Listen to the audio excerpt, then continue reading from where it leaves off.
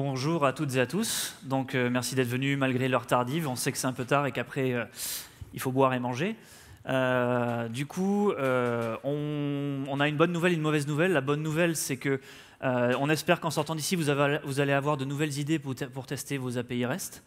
Et la mauvaise, c'est que si vous pensiez être venu pour un cours d'arts martiaux, vous avez déduit de nos gabarits que ce n'est pas le cas, en fait. Voilà. Nicolas et Benoît, on travaille tous les deux chez Lectra. Lectra, c'est une société qui est vers Bordeaux, qui fabrique ce genre de grosses machines. C'est des machines qui coupent du tissu, du cuir, et qui a pour clients l'automobile, l'industrie automobile, la mode et l'ameublement, par exemple. Voilà. Donc je vais laisser la parole maintenant à Benoît. Donc moi, je suis Benoît, je suis tech lead à Lectra, à la R&D de Lectra. Je suis développeur Java depuis bien une bonne dizaine d'années. Je fais aussi de l'open source pour le projet ASCII Doctor, qui est une alternative à Markdown et en mieux. Un petit train en passant. Et voilà. Et donc je travaille avec Nicolas ensemble, et on va rentrer directement dans le sujet maintenant. Moi, je suis Nicolas, je suis développeur et vous m'avez peut-être déjà vu sur des types de conférences autour du bytecode, notamment ByteBuddy, qui est une librairie de génération de bytecode à l'exécution en Java. Voilà. Ok, donc on va rentrer dans la problématique. Pourquoi on est là aujourd'hui ? En fait, c'est qu'on a eu un problème. On a un nouveau projet qui a commencé. C'est super bien. On doit faire une application web. Donc, comme tout le monde, on part sur une architecture microservices avec plein de jolis microservices, bien découpés comme il faut. Et on a les développeurs front-end qui sont à côté. Donc, nous les deux, on est plutôt back-end, qui veulent une belle API REST. Et en fait, l'idée, c'est qu'on a l'idée de faire un API gateway pour pouvoir masquer la complexité des microservices et de faire une belle API REST unifiée pour qu'ils puissent bien consommer et afficher des belles infos sur les pages comme ils savent bien faire. Après, la question s'est posée au niveau des tests. Donc, bien sûr, chaque microservice est testé indépendamment. Ça, c'est pas le souci. Mais comment on peut tester cette nouvelle brique qui est un peu là, qui fait un peu de la tuyauterie, qui fait un peu du routage et des choses, pour pouvoir être sûr que ça marche bien? Et on est plutôt sur des types de tests d'intégration, vraiment end-to-end, où on doit vraiment tester quand tout est branché ensemble. Donc, l'idée était là. Donc, après, d'habitude, ce qu'on fait, qu'on avait fait dans d'autres projets, on est développeur Java, on va faire des tests, on fait des tests avec JUnit en Java, et on va prendre une librairie HTTP, et on va coder des appels HTTP pour coder des scénarios. Donc je fais un premier appel get, puis un post, bref, je fais des choses comme ça. Ça marche très bien, on l'a fait souvent dans d'autres projets, mais là on s'est dit, avec le retour d'expérience que vous pouvez avoir, je ne sais pas si vous l'avez déjà fait, c'est que c'est vrai, franchement c'est verbeux. Souvent on est obligé de mettre plein de commentaires pour dire que le get, en fait, c'est en train de faire ce type d'information, puis le put, ça sert à faire ça. La maintenance de tout ça, c'est pénible, c'est qu'on l'écrit une fois, quand on revient dessus, c'est un gros pavé, et on voit que la librairie HTTP, on ne voit pas vraiment finalement ce qui se passe. Donc on s'est dit, on va essayer de réfléchir à autre chose, c'est un nouveau projet, on a de la chance, on peut essayer de réfléchir à une autre solution. Donc solution 2, qui est déjà plus élégante, qui est aussi qui s'appelle Rest Assure, donc on reste dans le développement Java, on reste avec des tests unitaires, des tests JUnit, et là on n'a plus la librairie HTTP, c'est un petit peu masqué, on a un DSL qui nous permet de voir plutôt, plus simplement en tout cas, quelle est l'API qu'on veut tester. Donc on était content, mais en fait ça restait du code, et on s'était dit, si ça pouvait être autre chose que du code, peut-être que du code Java, peut-être que nos amis développeurs front-end pourraient commencer à écrire des tests d'API REST, comme c'est souvent pour eux. Ça serait peut-être un moyen de pouvoir avoir un point de synergie en fait, sur ça. Donc est-ce qu'on ne peut pas aller plus loin? Et puis, l'histoire a fait que moi j'ai vu un petit tweet passer, j'ai cliqué dessus, et ça parlait de karaté. Et karaté, c'est pas juste ça, c'est quelque chose, une API, plutôt une librairie, un framework, qui se propose de vraiment dépasser ça et de dire que rendre plus simple le test. Alors qu'est-ce que c'est karaté? Donc c'est fait par Peter Thomas, une société Intuit, c'est un librairie framework open source. Ça a été inventé il y a donc, un peu plus d'1 an, donc c'est quand même assez récent, mais ça a déjà 500 étoiles sur GitHub, donc on voit que ça a eu tout de suite un effet assez fort sur la communauté. Et l'idée de base, c'est de rendre le test beaucoup plus simple d'API. Donc le Hello World ou Hello Cats, comme vous voulez.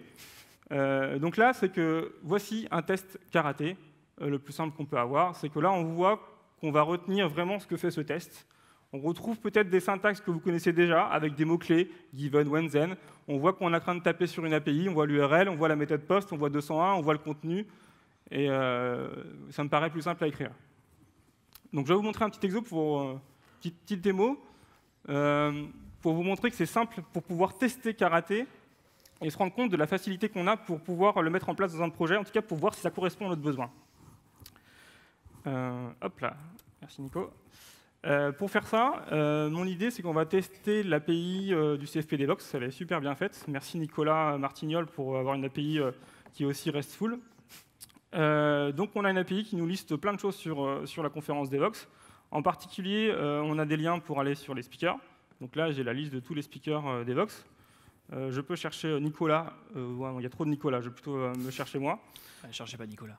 Donc ici, je tombe sur moi, et donc je peux cliquer ici où j'ai le détail de ma bio avec ma compagnie Electra. Imaginons que mon test, c'est que je veux tester que je suis bien employé Electra en appelant cette API. Donc le test correspondant que je peux réécrire dans le langage Karaté, c'est ça. Donc là, je prends un éditeur de texte, je n'ai même pas un IDE, là dans Atom. L'idée, c'est de définir, il y a une syntaxe qui permet de définir d'abord des features. Donc feature, c'est un ensemble de scénarios, c'est une user story. On définit quelle est l'API qu'on va pouvoir taper. Donc là, j'ai l'API Devoxx et mon scénario. Est-ce que le chemin la ressource que je vais appeler, speakers avec l'ID suivant, si je fais un méthode get, j'ai bien un 200 et que ma réponse contient bien dans le JSON compagnie Electra. Donc pour tester ça, c'est super parce que Karaté, il simplifie la première fois qu'on veut l'utiliser, on peut vraiment aller très vite. Je peux aller sur le GitHub de Karaté. Il propose de pouvoir télécharger un jar qui est un standalone jar. Donc il se propose de tout embarquer d'un coup et de pouvoir appeler facilement Karaté. Donc là, je télécharge ce jar. OK. Hop là. Donc dans mon répertoire, j'ai le fichier feature que vous avez vu. Et juste avec en prérequis Java. Voilà. Et après une option, je dis là, je vais lancer Karaté avec la feature que j'ai codée. Alors c'est assez basique, mais ça nous permet d'ici de voir qu'il s'est passé des choses. Il n'y a pas d'exception qui est lancée, on voit que ça a appelé du HTTP et que ça s'est bien passé. Et pour tester qu'un test est toujours bon, il faut aussi tester qu'il ne marche pas. Donc là, imaginons que je travaille chez Google, en fait c'est ça que j'aurais dû tester. Donc je vais relancer cette fois-ci mon test. Et là, j'ai une belle exception qui me dit bah non, tu ne travailles pas chez Google, tu travailles chez Electra. Et donc là, vous voyez que c'est une façon de commencer à jouer avec Karaté sans vraiment avoir mis en place plein de choses dans le projet. Ça nous permet de voir ce que vous voulez faire avec Karaté. Autre exemple aussi, c'est que Karaté, Monsieur Peter Thomas pense à tout, c'est que même s'il y a des gens qui ne veulent vraiment pas faire de ligne de commande, il y a un éditeur UI qui permet juste de loader par exemple ma feature qui est ici. Hop, ici. Donc là, je retrouve finalement, sous une version assez basique, c'est vraiment des choses qui sont en train de construire, le fichier que j'avais tout à l'heure. Donc là, je le run, et on voit que c'est rouge. Google, c'est pas ça du tout. Donc je vais dire non, c'est pas ça. Je vais modifier, je mets Electra, je re-run, et là, c'est vert. Donc voilà l'idée pour commencer avec Karaté. Oui. Donc je vais re-switcher sur les slides. Hop. Donc, disclaimer, Karaté, ce n'est pas du BDD, ce n'est pas Cucumber. Vous avez reconnu certainement une syntaxe qui est proche, mais ça n'en est pas. Il faut préciser tout de suite. En fait, c'est vraiment pour le domaine, quand on dit que c'est un DSL, c'est Domain Specific Language. Le domaine, c'est le domaine de HTTP et des API REST. Donc, c'est vraiment, voilà. C'est pas du BDD. Donc, alors, pourquoi Karaté? Parce que c'est facile à écrire et à maintenir, c'est-à-dire que n'importe qui, même des gens qui font de la validation, du QA, peuvent écrire ces fichiers-là. Il n'y a pas de glue à coder. Pourquoi? Parce que le moteur derrière, c'est Cucumber, mais la personne qui a écrit la librairie a écrit tous les steps, a déjà fait le travail d'écrire tous les steps qui reconnaissent le DSL, du coup. C'est rapide à exécuter, et on a par défaut, c'est synchrone, on va dire, c'est séquentiel, mais gratuitement, en activant un flag, ça devient parallèle. C'est-à-dire que si votre API REST, elle est idempotente, elle est bien écrite, vous pouvez tout lancer en parallèle, il n'y a aucun souci. Et c'est JSON First Class Citizen, on va le voir pendant la démo plus précisément. Alors, je vais préparer ma démo. Bon, évidemment, je vais m'installer là. Tout se passe bien pendant la démo, on n'a jamais de soucis, c'est connu. Donc, ouais, merci. Donc, tout commence par une API REST et je l'ai décrite avec Swagger. Donc, Swagger, j'ai un serveur Spring Boot qui tourne arrière qui me sert cette API avec 2 endpoints. On est resté classique, donc on a un endpoint qui concerne des films. Donc, je peux faire un get sur les movies pour les récupérer toutes, un post pour en créer une, je peux récupérer un film en particulier avec un get ID, et je peux rajouter un acteur aux ensembles des acteurs qui constituent ce film. Et après, je peux récupérer tous les acteurs de manière distincte, peu importe les films qu'il y a dans mon serveur. Et bon, voilà, les modèles, c'est un acteur, c'est un prénom et un nom, et un film, c'est une liste d'acteurs, un ID qui va être généré par le serveur quand je vais faire un post, et un titre qu'il va falloir que je précise. Voilà. Donc, maintenant, on va passer dans l'IDE. Alors, c'est assez simple, parce qu'on va voir comment ça s'intègre avec un IDE, en fait, ces tests karaté. Donc, tout commence par une hiérarchie de fichiers. Tout se passe dans test. Alors là, vous pouvez oublier Kotlin, parce que ça marche en Java, mais également en Kotlin. Et le seul prérequis, c'est d'avoir un runner JUnit avec la notation run with, et après on oublie. Parce que c'est le seul bout de code que vous allez voir dans toute cette présentation, de bout de code programmatique, on va dire. Après, le DSL, c'est autre chose. Donc voilà, on répartit les fichiers de la même manière qu'on répartirait, on structure logiquement dans notre tête une API REST, souvent par des chemins, et on peut très bien tester ces différents chemins au travers de différents dossiers, et donc package, dans notre partie test. Donc je vais commencer par tester les films.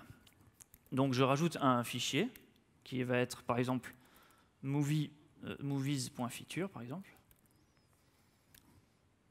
Voilà, donc on voit que j'ai un plugin qui reconnaît la syntaxe Gherkin en fait, un Cucumber en l'occurrence. Donc il y a des mots-clés qu'il faut écrire quand je vais écrire mon DSL. Le premier mot-clé important, c'est feature. Bon voilà, vous commencez par écrire feature au début pour décrire ce que vous allez faire. Moi je vais dire que je vais travailler avec des films. With movies. Très bien. Le deuxième, c'est si vous faites du test unitaire avec JUnit ou etc., vous avez les before tests, etc. C'est un peu un équivalent, mais ça s'appelle background. Background, ça veut dire quoi? Ça veut dire que tout ce qui va être listé ici va s'exécuter avant chacun de mes scénarios. On peut penser à un scénario comme un use case pour attaquer notre API REST. Donc, en premier, il y a un mot-clé qui a été défini donc, par la personne qui a écrit le DSL, qui s'appelle URL. Parce que quand on fait de l'HTTP, c'est quand même bien d'avoir le endpoint.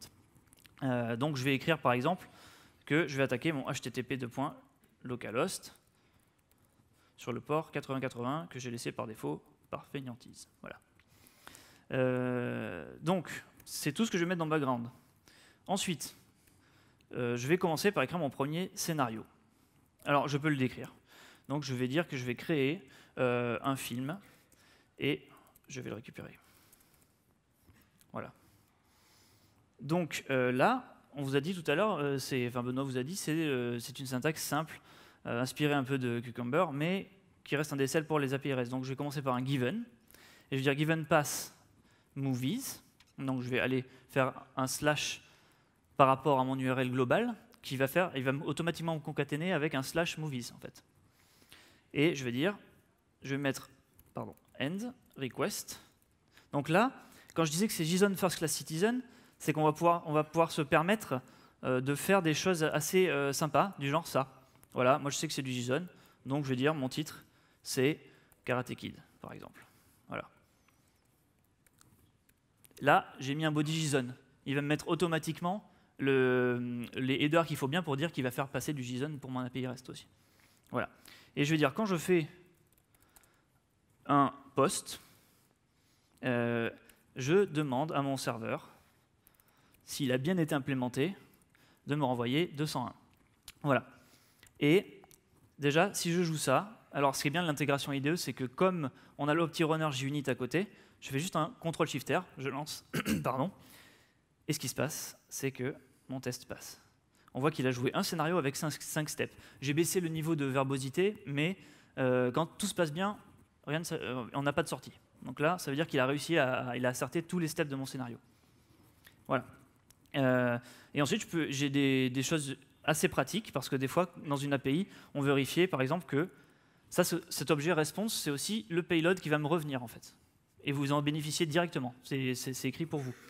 Donc, vous dites, est-ce que mon payload contient bien un ID, parce que je sais que mon serveur va me générer un UID et me le renvoyer dans le payload. Et cet UID, je vais dire, il faut que ce soit un ID qui soit non nul. Et ça s'appelle des matchers. Et vous en avez toute une palanquée, fournie automatiquement pour vous. D'ailleurs, je pourrais aussi dire que je veux que ça respecte le format UID. Et en plus, il est fourni. Donc là, il va asserter que c'est bien un UID qui m'est retourné. Et puis, parce qu'on aime bien que les API REST soient bien implémentées, on va dire, et je veux aussi que mon header contienne, plutôt que mes headers contiennent un header location, location qui soit égal à http://localhost. Alors je vais peut-être fermer cette fenêtre parce que ça va nous embêter sinon. Voilà. Localhost, rien à voir. Localhost 2.8080 donc /movies et là pardon, je ferme plus et là j'ai encore mon objet response qui est disponible et là j'accède à l'attribut dans le JSON de mon body qui s'appelle ID. Donc je peux faire ça directement. Donc là si je le joue, mes tests passent. Et là vous allez dire ouais mais moi on m'a dit don't repeat yourself et tout pendant mes études, je suis pas content. Je vois que j'ai 2 fois URL, enfin ça se répète. Donc en fait ce que nous donne directement Karate, vous avez un petit karateconfig.js. Alors moi je suis dev backend, je sais pas faire de JS, mais je sais comment remplir un objet. Donc j'ai un petit objet qui s'appelle config et je vais dire ouais j'aimerais bien avoir un base URL qui est http://localhost 2.8080 parce que j'ai pas envie de me répéter. Et j'ai oublié, ah oui c'est un 2 points. Ouais, non, je suis vraiment un développeur backend. Et du coup, voilà. Et du coup, ce qui est intéressant avec ce fichier, c'est que on va pouvoir définir des notions de variables d'environnement. Il va pouvoir lire les variables d'environnement et dire si je suis sur dev, tu tapes cette URI. Si je suis sur prod, tu tapes cette URI, etc., etc. Vous voyez l'intérêt. En fait, il y a plein de choses intelligentes qu'on peut faire dans ce fichier, qui sont des variables en fait d'environnement et donc de configuration. Donc là, qu'est-ce que je peux faire? Grâce à l'objet config, ça m'a exposé l'objet base URL. Donc je dis c'est base URL et j'asserte que ce soit du coup base URL plus movies plus response. Et là si je lance le test, normalement ça devrait toujours passer. Voilà. Donc ensuite qu'est-ce que je vais pouvoir faire? Bien sûr, une fois que j'ai créé mon film, j'aimerais bien vérifier que mon film a été créé toujours dans le même scénario. Donc je vais faire given pass toujours movies parce que j'attaque le même endpoint. Mais là, ce qui est sympa avec Karate, c'est que vous pouvez faire des virgules et vous pouvez dire response.id. Et là, ce qu'il fait, c'est qu'il vous concatène tout et met des slash entre. Donc il va faire base URL, /movies, / et votre ID UID qui a été préalablement généré par le première requête REST en fait, au-dessus. Donc là, je l'ai encore. Donc voilà, je peux dire quand je fais un get, je m'attends à avoir un statut 200. Ah oui, 200. Et je vais dire, dans mon body, dans mon payload, tu as à l'intérieur, en plus je ne suis pas strict sur ce que je vais vouloir recevoir, j'ai donc mon film qui s'est créé avec Karate Kid. Et là, si je lance, j'ai fait un post et un get sur mon API REST. Donc voilà, tout passe. Donc voilà. Alors si bien sûr je m'étais trompé, Karate DD, je sais pas, je lance. Et là, bon, je suis en verbose low, mais on voit quand même qu'il me dit attention, tu attendais à avoir un Karate DD, tu as eu un Karate Kid. C'est pas égal, voilà. Donc je vous montre un cas d'erreur, mais on pourrait avoir plus de détails. On pourrait voir passer les headers, le body, etc. On pourrait avoir plus de verbosité. Donc maintenant, je vais faire un nouveau scénario. Les scénarios, il faut voir ça comme des use cases qui sont isolés les uns des autres. Par exemple, je vais rajouter add an actor to a movie maintenant. Je vais utiliser un autre chemin dans mon endpoint pour créer un acteur. Donc je veux dire given pass toujours movies and du coup je suis en train de dire c'est ça. Oui, je vais créer un deuxième film en fait pour c'est ça. Ouais. Donc end request. Donc là je mets un autre payload. Donc je vais dire je vais faire un nouveau film qui s'appelle je sais pas Karate Tiger. Très bien. T'en connais plein de films de karaté toi? Ouais, moi j'ai fait un peu de recherche avant de. J'avoue que. Ouais. Donc je dis quand je fais un get, plutôt un post parce que je suis en train de le créer. Là je vérifie juste que j'ai un 201, je ne veux pas aller plus loin dans la vérification. Et là je vais dire, je vais créer un acteur. Donc je vais faire given, vous commencez à comprendre un peu la syntaxe, given pass movies. J'ai dit que je bénéficiais de cette concaténation qui peut être assez sympa. Donc je vais dire response.id, qui est la réponse de ma requête précédente, et je dis actors. Donc là, je fais un /actors. Je fais endRequest, il faut que je mette un body pour créer mon acteur dans mon film. Donc je vais mettre, par exemple, un acteur, on va dire Jean-Claude Van Damme, hein, voilà, très bien. First name, pardon. Ouais, merci Benoît. Last name, c'est ça qui est pratique de faire du live coding à deux. Jean-Claude Van Damme, très bien, et je ne sais pas l'écrire, donc je vous épargnerai la douleur. Voilà. Là, je vais pouvoir dire when method post. J'attends un 201. Plutôt, je crois que j'ai fait un 200 parce que je sais pas pourquoi d'ailleurs. C'est pas parce que c'est mon entité root, c'est les movies, pas les acteurs. Enfin voilà. Je dis given pass. Là, je vais vérifier que j'ai bien créé en fait mon acteur. Donc je vais faire given pass movies. Je vais peut-être enlever le volet parce que c'est un peu embêtant à chaque fois. Voilà. Given pass movies. Et là, en fait, va se poser un problème parce que je suis dans mon scénario, mais j'ai fait une nouvelle requête. Donc j'ai perdu mon movie ID entre-temps parce que le response va être populé avec rien en l'occurrence, puisque mon body est vide de création d'acteur. Donc je suis bloqué. Voilà, merci, fin de démo. Maintenant, bien sûr que non, la personne qui a créé Karaté a prévu le coup. On peut définir des variables en fait intermédiaires. Et par exemple, si j'avais envie de garder mon movie ID, j'aurais pu dire c'est response.id, donc là elle est gardée.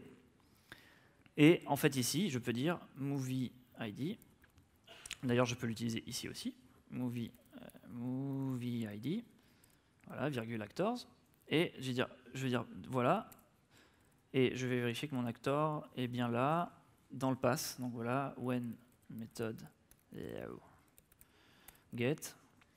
Then status 200. Et, pardon, j'ai crié. And match response. N'oublie pas le S. Hein, response. J'ai mis. Non, c'est bon, tu l'as mis. Response. Sinon, ça fait Disney en fait. Ouais, réponse, ouais, c'est vrai que c'est pas terrible. Point actors contains. Et là, je vais pouvoir vérifier que j'ai bien mon acteur à l'intérieur, donc Jean-Claude Van Damme. JC, last name. Oups. Les habitudes de Java qui reviennent. VD. Voilà. Et là, normalement, si tout se passe bien et que je lance ce scénario, ça marche pas. Alors qu'est-ce que j'ai fait? Voilà. J'ai un joli 405 parce qu'il me dit que movies response timestamp quoi 405 method not allowed. Oui, parce que en fait c'était un put. Oui. Exactement. Donc ça montre un autre cas d'erreur. Voilà. Là je relance mon scénario. Non, c'est pas ça. Ok, bon, soit. On va pas s'étendre 14 ans là-dessus. C'est quoi le problème? Fail scénario, skip test, error, qu'est-ce qu'il dit? Expecting 200, URL.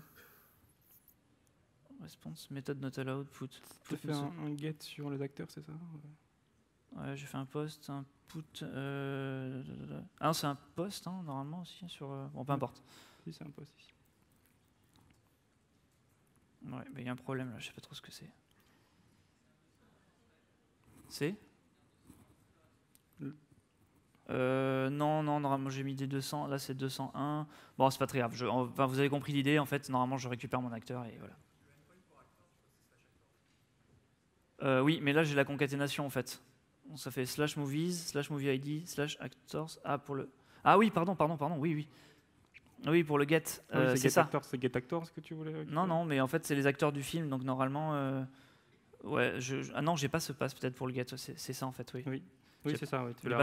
C'est le movie qui a des acteurs. Voilà, c'est le film qui a des acteurs, oui. J'ai pas fait le endpoint movies /actors. Merci.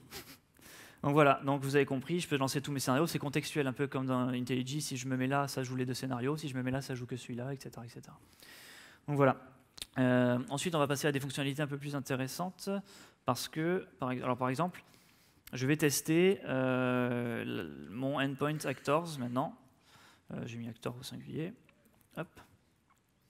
Donc je vais mettre actors.feature. Oui, peu importe.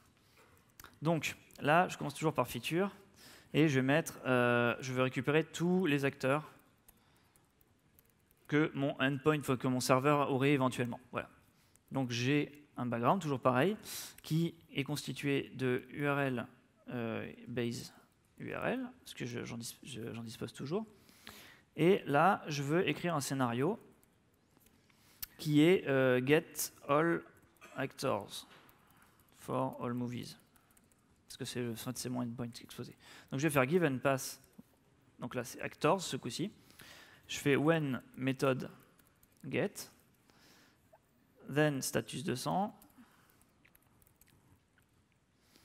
and voilà, assert, response. Je peux faire des asserts. Alors c'est encore un truc différent, c'est que j'ai des matchers et j'ai des asserts. Et là, je peux faire response.length et strictement supérieur à 0. Donc je vérifie que le nombre d'acteurs que je récupère contient au moins un acteur. Et là, ce qui est sympa, c'est que des fois, pour faire des tests, on a besoin d'injecter beaucoup de données. En fait, on a la possibilité, par karaté, de dire je fais appel, grâce au mot-clé call en background du coup, de mon test, le mot-clé read. Alors là, je peux ouvrir un fichier. Ça peut être du plain text, ça peut être du JSON. Et en fait, je vais pouvoir le charger. Et ça peut aussi être une feature. Donc, c'est-à-dire que je peux faire dépendre mes features les unes des autres. Ça peut être des features de prérequis à certaines features, par exemple. Et là, c'est sympa, parce que si je fais classPass karateflix.feature, alors ça, c'est une feature que j'ai écrite au préalable, elle est ici, donc voilà.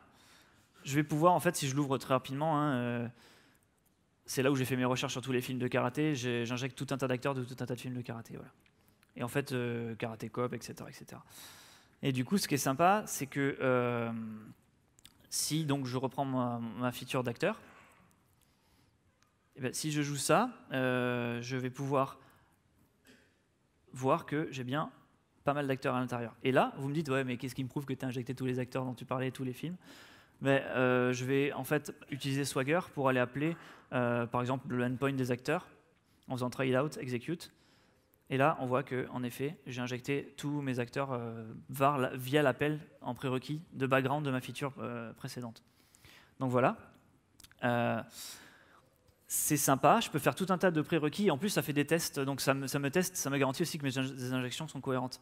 Et après, pour finir, je peux faire par exemple unmatch, response, j'ai failli faire le Disney encore, contains.